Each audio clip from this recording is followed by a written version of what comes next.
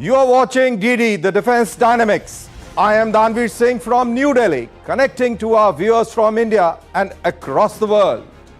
In next half an hour, we bring to you how geopolitics in the Indo-Pacific region is shaping our diplomacy and the defense dynamics, the Chinese expansionism, and how powers like India and other democratic nations countering this threat.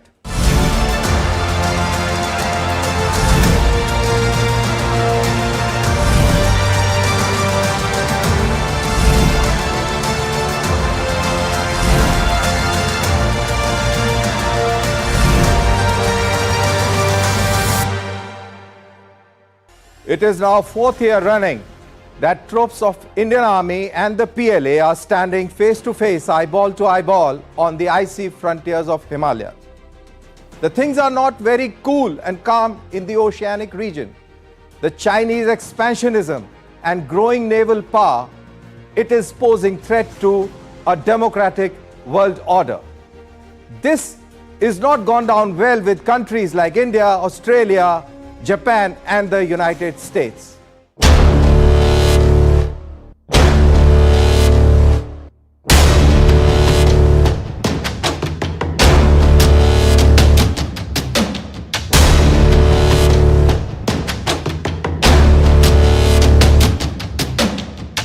Our Navy ensures that no nation suppresses another in the Indo-Pacific region or endangers its strategic autonomy on the basis of economic strength or military power.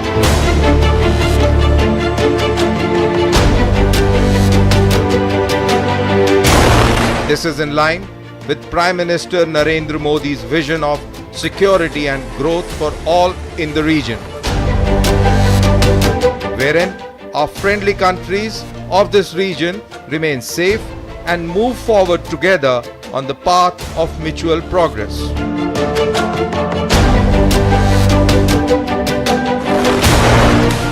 Mr. Rajnath Singh on 14th of June said this while addressing the officers and sailors of the Indian Navy while he was on his first outstation visit after assuming charge as Defence Minister of India for the second consecutive term. He was reviewing the operational readiness of Indian Navy on the eastern seaboard.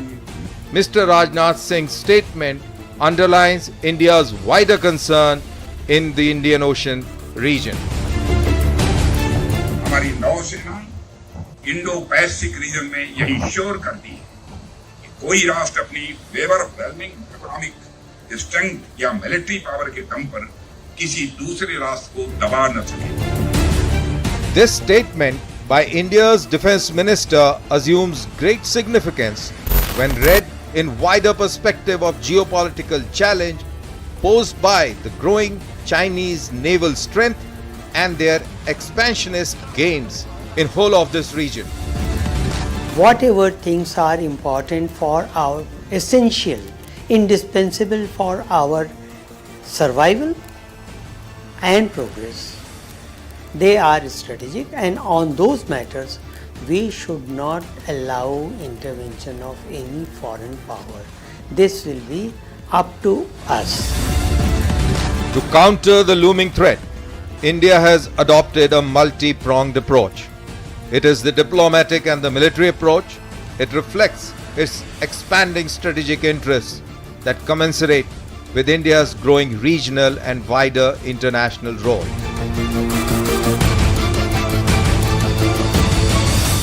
India has considerably high strategic stakes in preservation of power equilibrium in the Western Pacific and the Indian Ocean.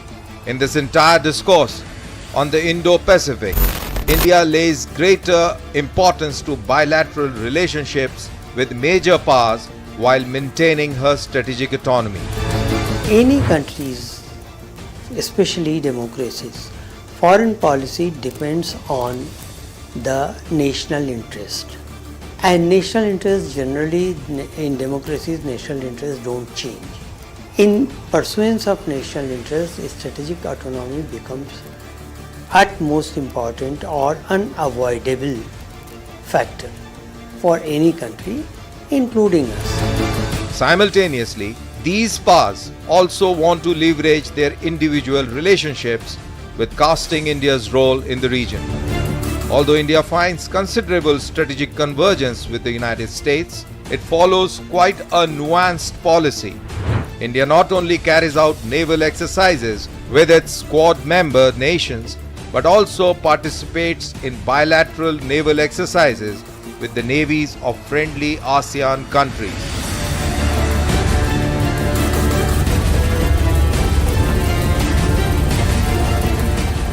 As the Chinese naval footprint increases, the smaller nations in the region are feeling threatened. India is helping the navies of Vietnam and Philippines in enhancing their capabilities that are necessary to counter the Chinese expansionism. Quad is a group of four countries: US, India, Japan and Australia. For us, Quad is not only military alliance. A part of Quad is, yes, military cooperation, and that cooperation also is aimed to secure Indian Ocean and Indo-Pacific as a free and rule-based region.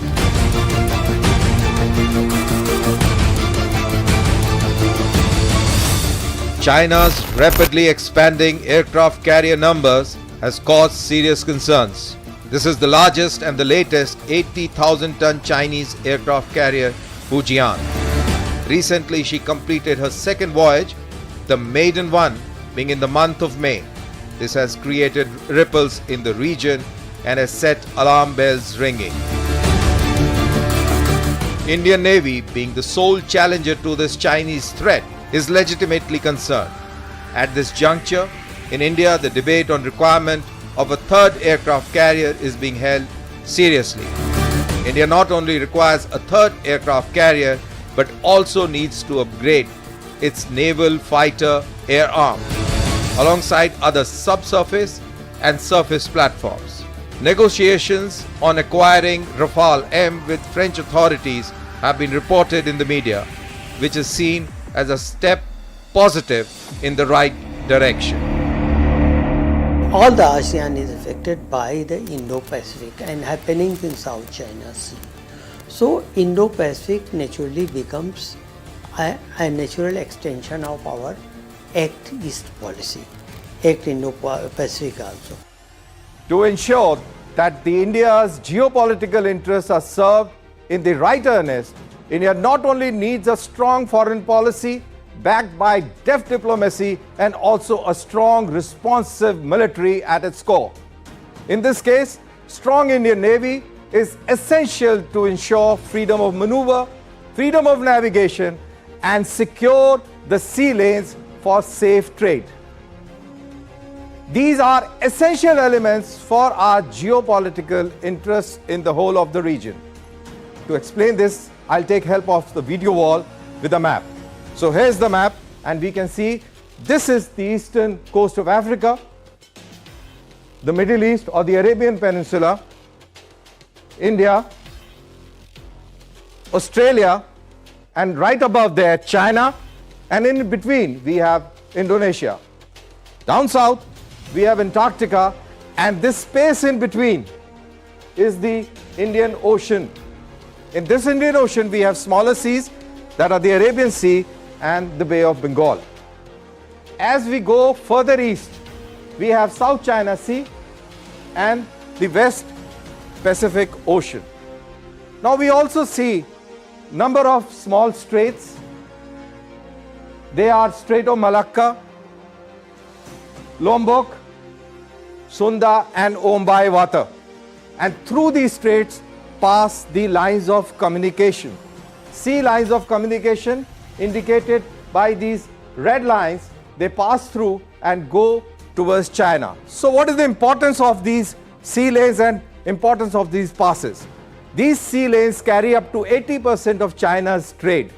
China's requirement for energy and minerals pass through these smaller straits. So any country, any group of nations that controls these smaller straits controls the narrative of Indo-Pacific region. This will decide who has got the upper hand and who will be the winning side.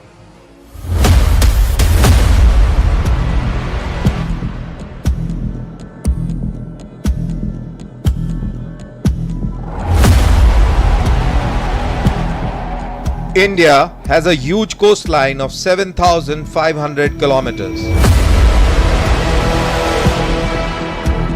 having 1,200 islands and an exclusive economic zone of about 2 million square kilometers. India's maritime interface constitutes a significant component of its strategic interests. Maritime dimension of India's regional and global diplomacy has assumed even greater salience as this seaborne commerce has become a critical component to this process.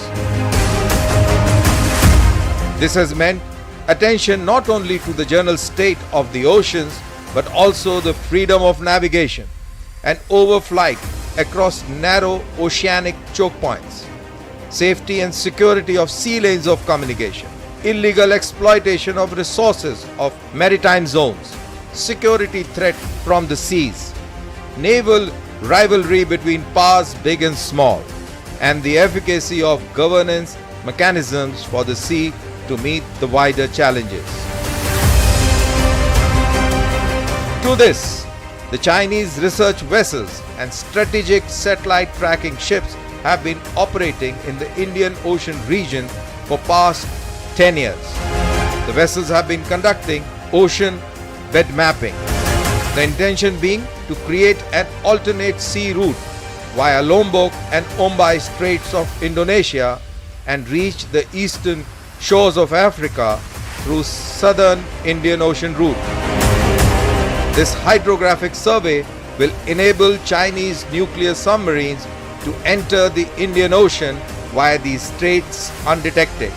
This presents a potential security threat to both India and Australia, who have very high economic and trade interests in the Indian Ocean region, apart from ensuring a rule-based international order at sea. It is commensurate to our rising standard and stature in the world. Earlier we were only the regional power, or we were only the local power, then regional power. Now we are on the way of being a global power, as would be clear from the fact that India was unofficially, you can say, regarded as leader of the global south. India's Defence Minister Mr. Rajnath Singh had recently hinted at increasing Navy's power projection capabilities. The Defence Minister had said India will soon commence building its third aircraft carrier and has plans to make 5 or 6 or even more.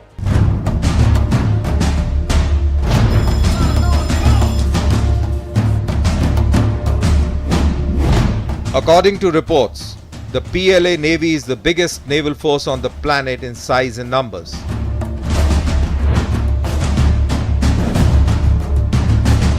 China is expanding its global footprint through the sea power. There are concerns that Chinese carrier strike forces may start patrolling the Indo-Pacific by 2025. However, Indian Navy is ensuring its strength and plans to increase it further to counter this Chinese hegemony. India and France are scheduled to hold contract negotiations over rupees 50,000 crore deal for 26 Rafale Marine or Rafale M fighter jets. If and when completed, the Rafale M deal will see Indian Navy operate these aircraft from its 2 aircraft carriers, INS Vikrant and INS Vikramaditya.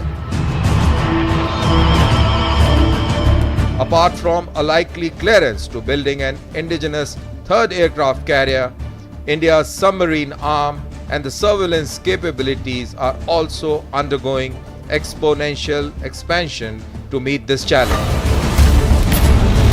India has a wide range of nuclear and diesel-powered submarines, providing an assured deterrence through its triad.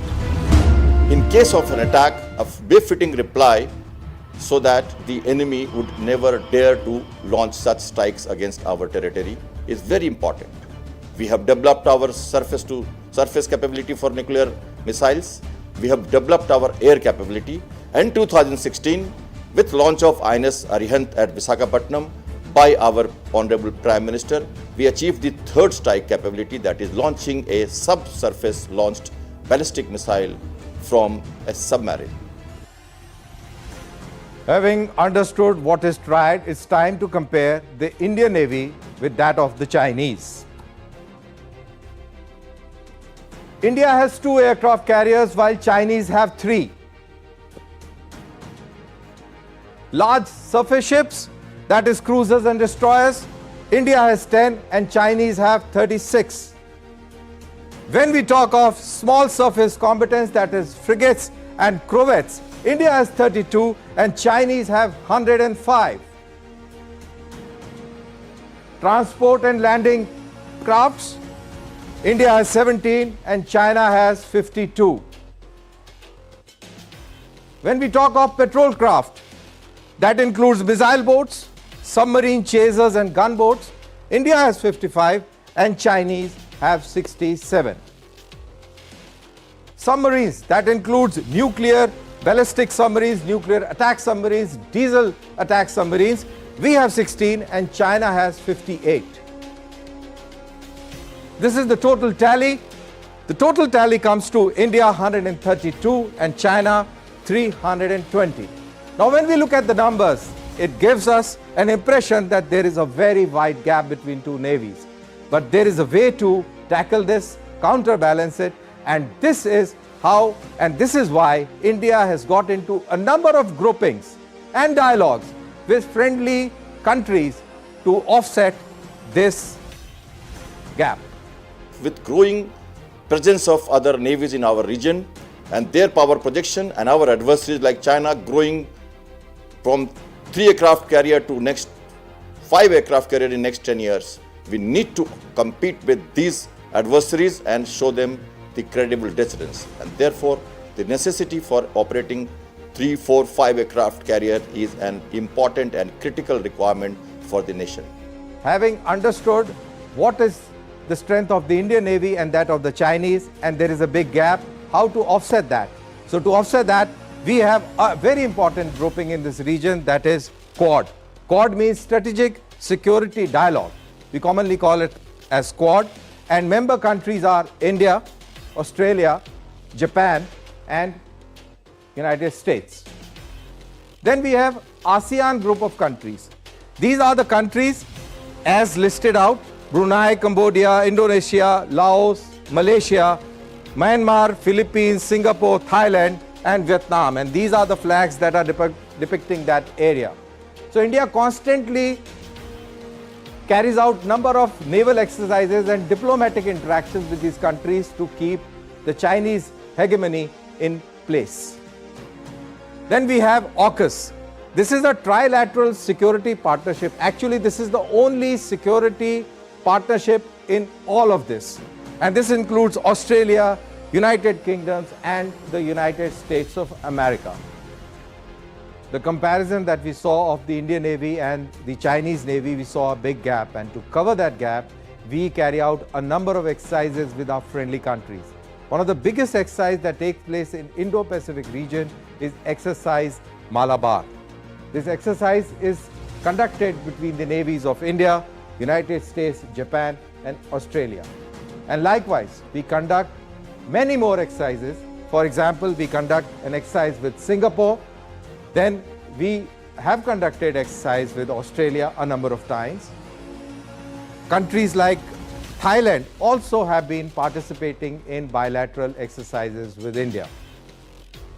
France is a very important partner of India, and recently we had carried out exercise Varuna with them. And not leaving our western seaboard untouched, we recently carried out an exercise with UAE called the Desert Cyclone. Now, having seen this, that we have been carrying out bilateral and multilateral military exercises, on the diplomatic side, we have something known as Sagar. मैं Narendra Damodar Das Modi Since year 2014, when first Modi government took charge, India has taken various policy initiatives on the Indo-Pacific by moving from look east policy to act east policy.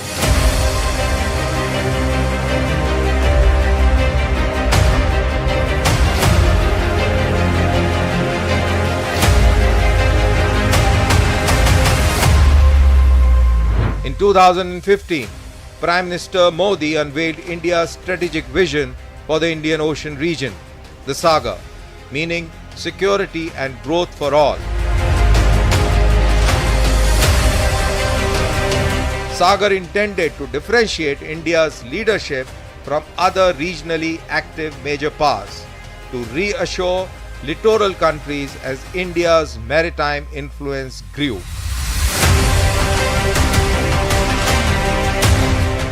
Sagar clearly underlines maritime areas of interest of India in whole of the Indo-Pacific region.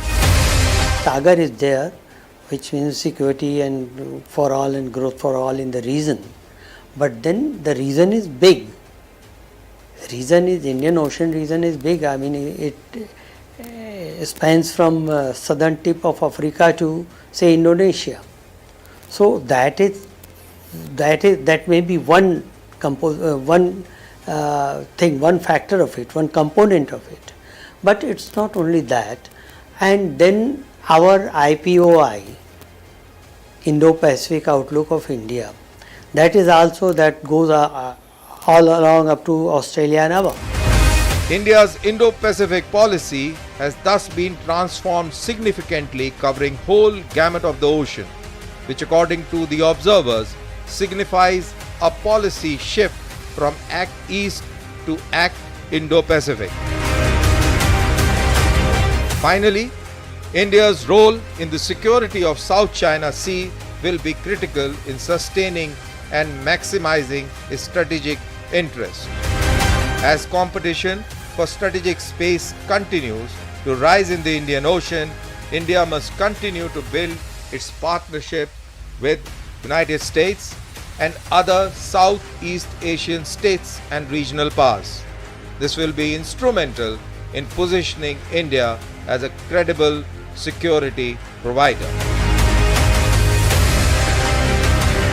India's Act Indo-Pacific policy at large, alongside neighbor-first diplomatic push, is an essential part to ensure in mitigating an increasingly expansionist China, whose string of pearls policy challenges to dominate the Indian Ocean region through aggressive promotion of infrastructure projects and establishment of naval bases and ports. Statement of India's Defence Minister Mr. Rajnath Singh on requirement of more aircraft carriers in the month of May, to his latest one at Vizag, where he underscored the role of Indian Navy and its strategic autonomy in the Indo-Pacific region. This gives out India's geopolitical trajectory in the years ahead. Mr. Narendra Modi has been sworn in for a historic third term. That was on 9th of June, and the decision to invite 7 regional heads of state in swearing-in ceremony had geopolitical underpinnings. This move is to consolidate ties with nations that lie at the heart of New Delhi's neighborhood first policy. मैं Narendra Damodar Das Modi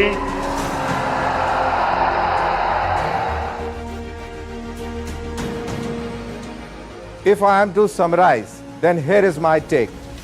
India's neighborhood first policy aims to ward off an increasing expansionist China. The Chinese policy of string of pearls that looks to dominate the Indian Ocean region through aggressive promotion of infrastructure projects and establishment of naval bases and ports. To counter this, in days ahead, we will see greater synergy amongst democratic powers, both in terms of military and the diplomacy. With this, we come to the close of our first episode of Defense Dynamics. Do post your comment on social media with hashtag DD with Danveer. Thanks for watching Defense Dynamics and see you next week. Goodbye.